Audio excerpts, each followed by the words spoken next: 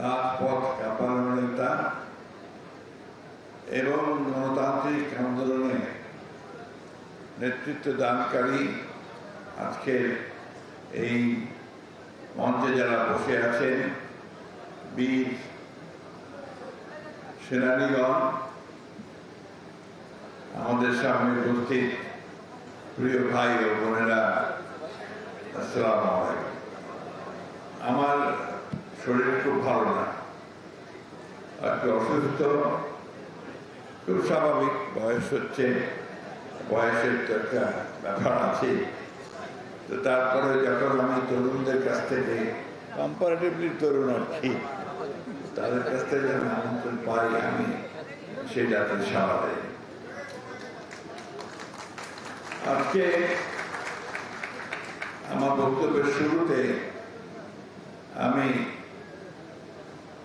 শহীদ জিহাদের আত্মার মাগফিরাত কামনা করছি, তার প্রতি শ্রদ্ধা নিবেদন করছি। 90-এর গণঅভ্যুত্থানে, ছাত্র গণঅভ্যুত্থানে যারা শহীদ হয়েছেন তাদের সকলের প্রতি শ্রদ্ধা জানাচ্ছি। বাংলাদেশে গণতান্ত্রিক আন্দোলনের যারা প্রাণ দিয়েছেন তাদের প্রতি আমি শ্রদ্ধা জানাচ্ছি। বিগত 24-এর ছাত্র গণঅভ্যুত্থান, ফ্যাসিস্ট সরকার প্রতিষ্ঠাতে যে আন্দোলনে যারা শহীদ হয়েছেন তাদের প্রতি আমি আমার শ্রদ্ধা জানাচ্ছি। আমি শ্রদ্ধা জানাই অত্যন্ত গভীরভাবে আমাদের বাংলাদেশের স্বাধীনতার ঘোষক শহীদ প্রেসিডেন্ট জিয়াউর রহমান বীর উত্তমের প্রতি শ্রদ্ধা জানাই। আমাদের দেশের গণতন্ত্রের আপসীর নেত্রী, যিনি কখনো আপোষ করেননি গণতন্ত্রের প্রশ্নে, আমাদের সেই নেত্রী দেশনেত্রী বেগম খালেদা জিয়া। আমি সম্মান জানাই আমার সেই নেতাকে, যিনি শুধু থেকে বাংলাদেশের গণতান্ত্রিক আন্দোলনকে এগিয়ে নিয়ে যাওয়ার জন্য নেতৃত্ব দিয়েছেন।